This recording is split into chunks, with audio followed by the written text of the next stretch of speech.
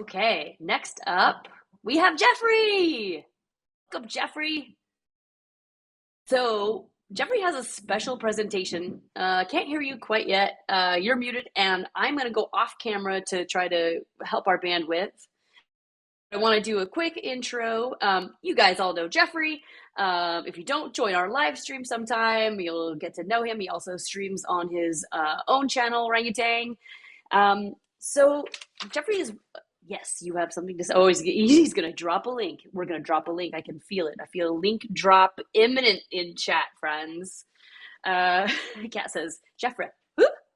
So Jeffrey's a designer on State of Decay 3, but formerly on State of Decay 2. And then Jeffrey, tell me about the traits editor. Do you basically own this start to finish? Yeah, so you can hear me now, right? I can hear I you managed great. to find the mute button. Okay, yeah. So what I wanted to do today was go over the way that traits work in the game under the hood, because a lot of the suggestions that we get from players are like, could you make a trait that did this? Can you make a trait that does that? So I thought it might be fun to kind of go over the traits editor itself and just like show you what tools I've got when I'm making traits. Now, I haven't made a trait in a really long time. I've been on a different team for about a year and a half. But I think, remember how to use the traits editor. So I've got it open here. In fact, because we've been having trouble sharing, I've actually rigged up my virtual camera so that we can see the editor here. Can everyone see Oh my this all right? gosh, it's working for me. I'm gonna turn off my camera and let you take it away. Are you? You're watching chat, Jeffrey? Is that right? I'm trying to, though. I mean, people who follow my my Twitch channel know that I'm terrible at reading chat. So feel free to pipe in with any anything that Will that pops do. up that I missed. Will do. So when we were working on State of Decay 2, so I joined the team after State of Decay 1, and State of Decay 1 already had the idea of traits in the game, that characters, would be defined under the hood in large part by a set of traits that said something about who they were, what their backstory was, that sort of thing. And in State of Decay 1, all of the characters were handcrafted. There were a lot of them, so it kind of felt like you were getting random people, and their names were randomized, so they felt random, but they were all handcrafted to try to be balanced characters. In State of Decay 2, we were going to try to set up a system where characters would be procedurally generated from a set of traits. And so this trait system was going to be what you use as a player. You were going to get a procedurally generated character that we had never seen before. And somehow you were going to have to use information on their character sheet to get a sense of who the character was. So a lot was going to come down to the traits and how they worked. So I collaborated with Jürgen Tierne, who was a programmer, a gameplay programmer at the time. He eventually became the tech director of State of Decay 2 after release. But he and I collaborated on this. He built this tool in our basically this JSON editor that we use outside of Unreal, where I could just work all day on this really nice, lovely, searchable, well-structured database of traits, and then export it into Unreal, and it would just it would get into the character generator, and characters could be randomly generated from it. So what you can see here is traits are divided into a bunch of groups, but most of these you will not give a crap about. A couple of them are interesting. We've got our injuries section. You might not have realized that injuries are actually traits under the hood. We've got them divided up by the source of a trait. Like if something blunt hits you, you could sprain your wrist, you could get abrasions, you could crack a rib, you could dislocate your shoulder. If you're hit by a gunshot, that could result in a flesh wound, a gunshot wound, a gut shot, a collapsed lung. There are all these terrible things that can happen to your characters. But you'll notice that these are all organized hierarchically. So I've got this blunt section that has this tag on it called injury blunt, which means that every single trait under this section gets this tag. And this tag is used by the code in the game to find groups of traits that share something in common. So for instance, in the code, when there's an attack by a zombie that hits you with something blunt, like you're getting pummeled by a juggernaut, it says, I'm going to give you an injury. Go find a blunt injury. And so the game will look at all the ones that have the blunt tag on them, which are the ones that inherit it from here, and it'll give you one of these injuries at random. And so most of the traits that actually start on a character when they're first rolled, not because injuries, obviously, you acquire those over time, like all of us do in real life. But the starter trait section, the one that has 1,315 traits in it. This is the one that your characters are really made out of. And this is divided into groups. We've got we've got some special traits that key off aspects of your characters that are not really part of the tag system, like being young or being old or being middle aged. So I threw a couple of traits into this category, stuff like, took a gap year, had a scholarship, young, immature. These are all traits that would look weird if I gave them to a character who was really old looking and had a really old voice. They look more appropriate on our young faces with our young voices. And so this set of traits is under the young category. They only go on characters who are young. Similarly, traits like old veteran and bad back and old and tired only go on characters who look and feel old. But most of our traits are still under this universal category. It can go to anyone of any age. And then we've subdivided them into, what they affect. So there are 103 traits that affect your cardio skill. And so if we open that up, we've got, most of them are in the good category, which is just like, this helps your cardio skill a little bit. This gives you just a few stars in cardio and possibly some other effects. And this includes things like bike courier, dog walker, horse jockey, things that require exercise, Then we've got this advanced category. This is what gives you like really advanced skills, like marathon runner. This character starts the game with the marathon skill already assigned. Mule driver. This starts a character with the backpacking skill because they know how to pack up a mule, that sort of thing. And so when we're generating a character, most of our characters don't get traits from the advanced category. They only get traits from the good category. And then characters who you meet in the world, they might get traits from the advanced category or from the hindered category. This is characters who have bad cardio. Things like hates exercise, heart problems, asthma, smoker. Things that would give them limited stars in cardio and and stuff like that. And then down here, outside of the skills sections, we've also got stuff like, we've got the community traits. These are all really important. These are what give characters their fifth skills. So this whole category of traits is set up so this set gives people the mechanic skill. It's stuff like HVAC repair, gas station attendant, oil and tire tech, or the things that give you the computer's skill, like IT worker, tech support, sold cellular phones. And then finally, we've got the stats section, which is actually one of the biggest one. This one has nothing to do with your skills. This one just affects stats. Like, you can see they're organized into health, stamina. Actually, yeah, health. Everyone's favorite, immortal. That's right here. Morale, things that affect morale, things that affect standing, frustration. Look how many freaking traits there are in this game. I spent months of my life writing this list of traits. So the real P1 asks, would there be a way to search and pick manually for a trait when choosing in a community? So this is actually one of the reasons, and players often don't understand this just by seeing their first few characters. One of the reasons why we have not created a manual character editor in the game is because of this number, 1,315. There are so many of these traits. Building a UI that would make it easy to navigate this, it's not impossible. Obviously, we could do that if we spent a lot of time on it, but man, would that be a lot of time that we could be spending doing something else. And so, yeah, that's one reason we haven't done it, is just the sheer scale of this. Because one of our biggest priorities was we wanted players to just never see the same character twice. We want all the characters to feel like they're completely unique. And as a result of that, we needed just the sheer number of traits. Like, the number of traits in this game, it's like vanishingly rare for somebody to possibly even roll the same character two times, because there's so many of them. And so, but that also just makes it more challenging to make a character editor. But let's look deeper into one of the traits. So let's look at immortal, because I know that's one of everybody's favorite traits. So let me just pull this over here. So this is how a trait is actually broken down.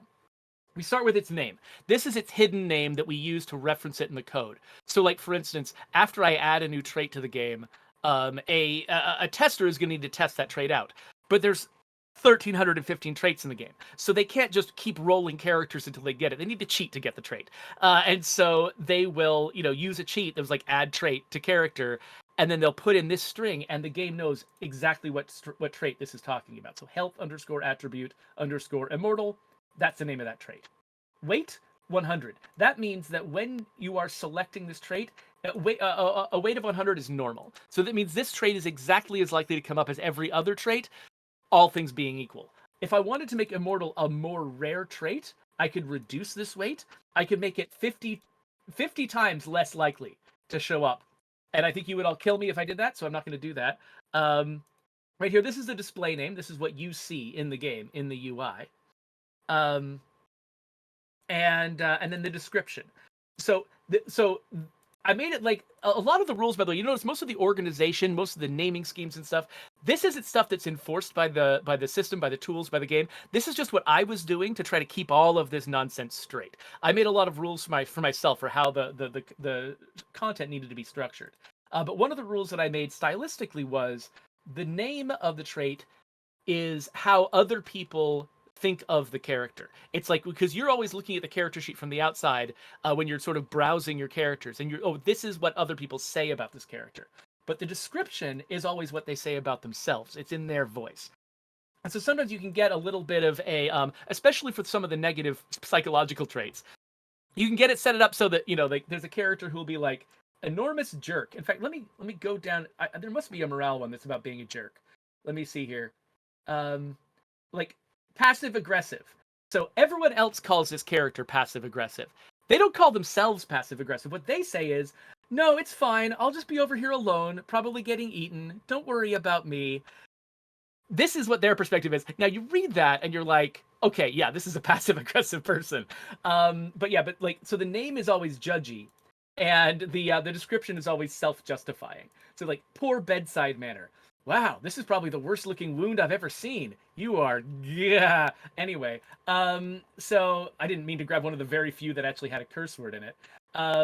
But there we go. Anyway, let's go back to Immortal. Here, bonus, taking risks. This is the hero bonus that is unlocked by this trait. Oh yeah, real P1. I haven't counted the names in the game. I'm pretty sure there are about 10,000 names in the game. That does seem. I think it's got 5 digits. I don't know what the number is, but that's my guess. Anyway, this is the hero bonus that's unlocked by this trait. Now each character has 2 to 4 traits, and each of those traits, by and large, has a hero bonus attached. A few of them don't, but most of them do. And so when a character gets rolled up, they'll get a set of traits, and then that will suggest probably usually about 3 different hero bonuses they might have.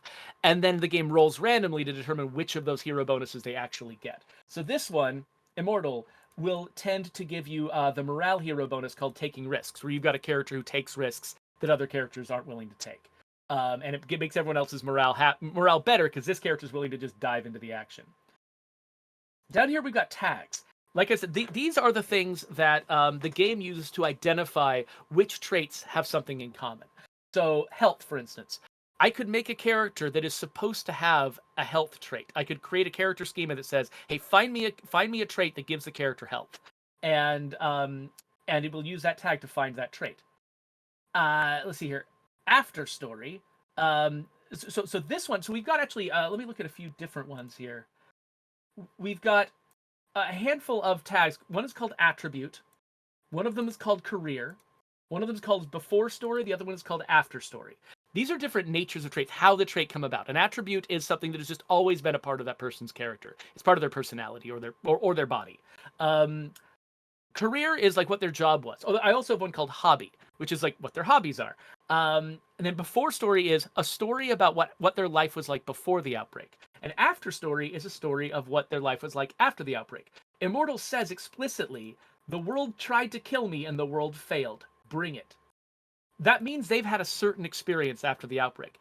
The thing I don't want to have happen is to have 2 traits that say conflicting things about the outbreak, because there could be another trait that says, "Oh, I really struggled and I got abandoned and I nearly died after the outbreak." If I have a trait that says that, I don't want that same trait to appear on a character who has Immortal, because the Immortal character says the world tried to kill me and it failed and everything. I'm an enormous badass.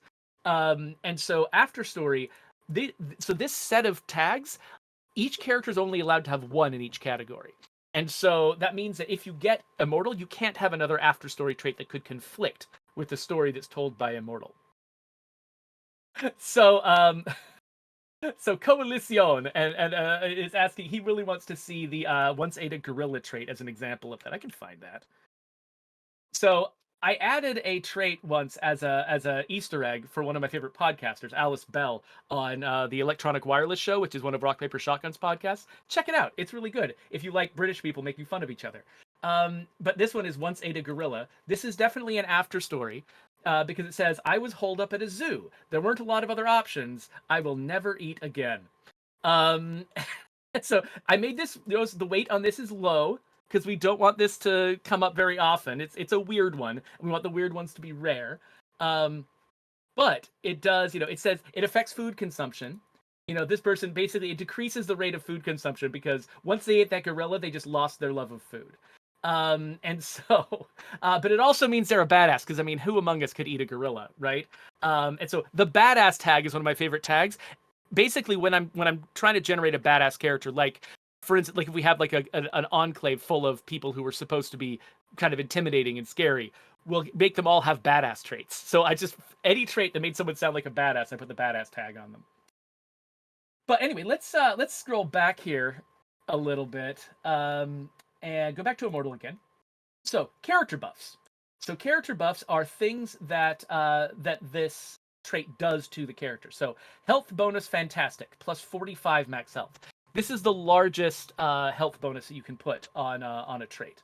And also injury severity reduction, negative 40% injury severity, which means that each time you get an injury, it only has 60% of its usual effect. But I could choose anything I want to here. I've got a whole bunch of named buffs that I've created that, like health bonus fantastic, major, medium, minor, tiny, have all these different levels of health buffs. The reason why I've defined these and named them is so that we could change them if we want to. That actually happened a couple of times before we released.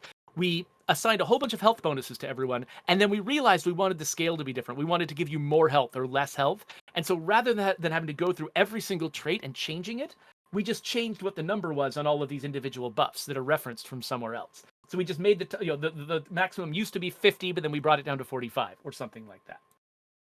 But I could do whatever I wanted. If I wanted to have Immortal do something else in addition to this, I could be like, yeah, your ammo stack size gets higher too. Whatever, that wouldn't feel very justified, so I'm not going to do that. But you could just add that if you wanted to. You can add nicknames to the character. So God Mode is a nickname. So somebody who has the Immortal trait has got a very tiny chance. His weight is 1. So the typical weight, when the game is selecting the name of a character, it selects, it does a random roll, and things that have higher weights are more likely. So a typical first given name has a weight of 100. So God Mode has got a weight of 1. So if you roll a character with Immortal, you're still very, very unlikely to get the nickname God Mode. Because if you got it all the time, it would be weird. That's a weird nickname. And so we didn't want to do that. We wanted the weird nicknames to be kind of rare. But then we've also got community buffs. So character buffs are things that affect your character only. Community buffs affect the entire community. So it's things like, an ammo income. You can have an ammo income on a trait. We don't do that, but you can. And then finally, skill operations and skill modifications. People often ask me, what is going on with the when I have a trait that says affects skills? What does that mean? What that means is we've got stuff in one of these two categories. In this case, we've got the marathon runner. So this skill operation, it grants a skill called marathon. So it gives that character marathon. It overrides their cardio skill, and it gives them marathon. And then it adds 6 stars in marathon. And there's a lot of ones like that. A lot of our sort of middling ones, the reason why we decided to go to only say, instead of saying specifically what these things do, but rather saying having just that generic phrase, affect skills. The reason for that is, for instance, let's look at Undertaker. So Undertaker, it's a cardio skill because it's a physical job. You're digging graves. And so what we do is we blacklist the standard specialization. So usually any character who has a cardio skill at all and can specialize it will have marathon as one of their options. But we decided to say, no, this character who has Undertaker, they're not going to get marathon. Instead, their options are going to be powerhouse because they're so strong from moving all that dirt, or backpacking because whatever. I don't know. I thought that was a good idea at the time. But they don't get marathon. And then they do get 4 additional stars in cardio, moving them towards those specializations. The thing is, if when you highlighted the trait in the UI, you saw 4 things that said, can't have marathon, can have powerhouse, can have backpacking, plus 4 stars in cardio. These 3 would take up a lot of space, be kind of confusing, and be irrelevant as soon as you specialize the character. This one would also be irrelevant as soon as you gained stars. Like, once you gained your 5th star, they've got the same number of stars as somebody who just earned all 5 from scratch. And so none of that information is interesting to a mature character. And so rather than taking up a ton of space in the UI to just say all these details about the skills work, we just said if somebody's got anything in any of these boxes, we just say affect skills. And it was just going to be much easier to read and way less confusing than a lot of other stuff. So that's how traits work. We've got 10 minutes left, and I wanted to so Raneth Court actually had a question. Any chance that food consumption traits will ever get fixed with regards to different difficulties? So I actually wasn't aware there was a problem there. Yeah, we should probably fix them if they're clashing weirdly with the difficulty levels. Thank you for bringing that up. Let's see here. So let me go back before we move on to the final thing. Let me read another couple of the questions that have been fed to me by the moderators here. So how are trait weights decided? Is trait selection weighted by group or rolled universally, only selected from relevant groups? So basically, when a character is generated, they're generated from a schema. And the schema says what number and type of traits that character should have. And most characters are generated from a very wide open schema, where it's just, I don't know, just give them 3 traits and I don't care which ones, as long as they follow the rules about which ones can or cannot coexist on the same character. Sometimes we get very specific, like I'm making a military character. They need to have at least 1 military trait, and we'll narrow it down. But each time they roll a trait, it's basically, it'll get narrowed down if it gets narrowed down by the schema, but if it's not narrowed down, it basically is rolling on the entire list of 1,315 traits. And so these weights just sort of basically say how big is the wedge on the giant roulette table that we're about to spin for this thing? If it's 100, it's the normal size. If it's 50 or 25 or 1, it's much, much lower. But you're really always being selected from a very, very large number of traits. So basically the trait weights, mostly I left them at 100, except for when something was really weird, I would lower the weight because I just didn't want it to show up all the time. And then when we would discover that something was, like for instance, like, I don't know, for some reason I thought that being a wingsuit person, that was less common, and hang gliding was less common, so I made those 25 instead of 100. I think that our advanced traits usually have a weight of 25, so that if you are just throwing the doors open and letting characters select from everything, the advanced traits are less common, but they're a quarter as common as the others. And then yes, Coalición, I did write the sleeps with Dakimura trait. Dakimura. Oh wait, I've spelled that wrong. Whatever. Dakimakura. Yeah. So people have got their favorite traits. This is another one. Goonie wants to know, what was my main source of inspiration for traits? Talking to people? How did you conduct research for this? So I decided up front what the categories of traits needed to be. I needed to have a certain number of cardio traits. I needed to have a certain number of mechanic traits. I needed to have a certain number of doctor traits. And basically a lot of what I did was internet research. I did a lot of okay, I'm trying to fill in doctor specialties. I would look up doctor specialties on the internet, and I would try to find out what are all the different things that somebody could do. I also did, in some cases, throw things out to the team. I would ask the team, what's a trait that, what is a job in this category that you can think of? In fact, lichenologist, for instance, was a suggestion from somebody on the team. I think, was it the team or was it from the audience? Because I think at one point we also threw it out to the audience to make some suggestions. Lichenologist might have been an audience one, actually. So Colison wants to know if traits affect clothing or the other way around. No, traits don't affect clothing. That's handled on the character schema. So the character schema will say if there's special clothing on the character, and so we would match that up. The schema would say, give them military clothing and give them military traits. And so it's the schema's job to make sure that stuff matches up. Anyway, the last thing I wanted to do, I've only got 6 minutes left. I got to stop answering your questions because I want to make a trait together. Let's make one.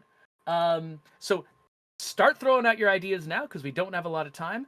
I'm not going to make something too weird, but if people have an idea of a career you'd like represented, a hobby that you have that you'd like represented, something weird about a person, Isby suggests a D&D player. Two people suggested a D&D player. Have I got some? Okay, so let's go through the process. What advantage does someone get for being a D&D player? One option is we could give them like one of the quirk traits, right? Like being like a people person or something like that. That's a benefit you could get.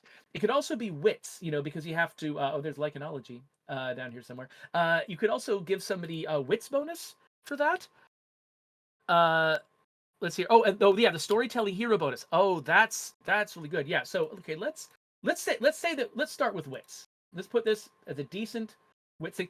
What are the wit specialties? Are these is there a particular wit specialty that would be good for resourcefulness, for let's say that this person is a dungeon master and that they're going to have they're going to be a resourceful character.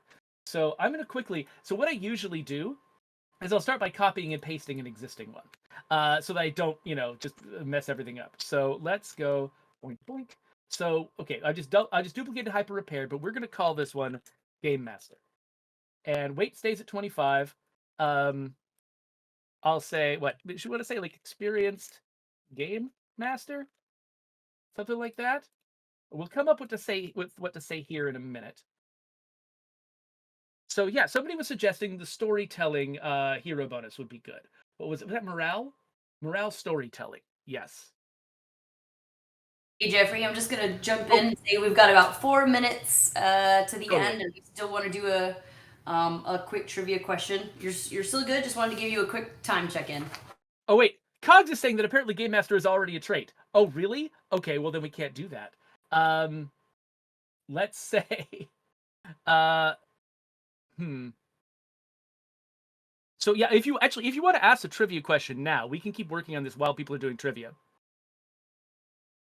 Yeah, we can totally do that. Does that sound fun? All right. Jeffrey came up with this trivia question. So same rules again. I'm gonna ask a question. Drop your answer in chat.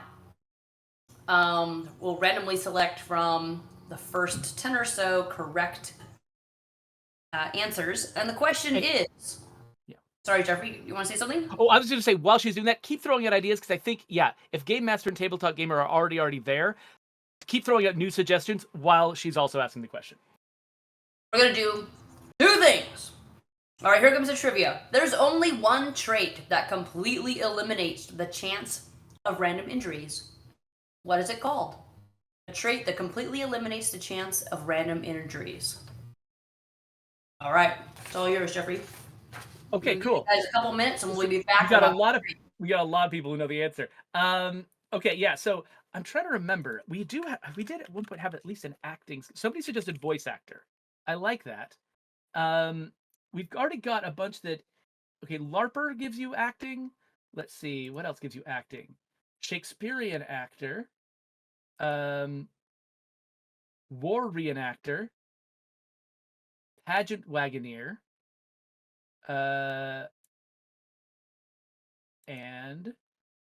yeah, reenactor. We don't have a voice actor. Somebody suggested voice actor. Let's go with voice actor. So where do we let's see here. Gotta try to find this again.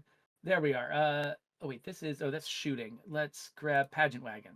Yes, acting. Okay, so let's take this skill, which this quirk trait, which gives you the acting skill. Let's duplicate it, and let's call this one voice actor. And so we'll say voice actor. I had to grunt, or like I wore out my voice,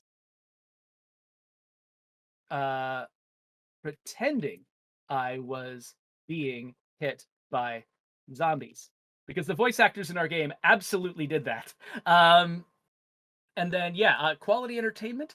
We could do that, or we could also do storytelling. Folks are still suggesting storytelling. We could do that because this person is. I mean, a voice actor oftentimes they read audiobooks, right?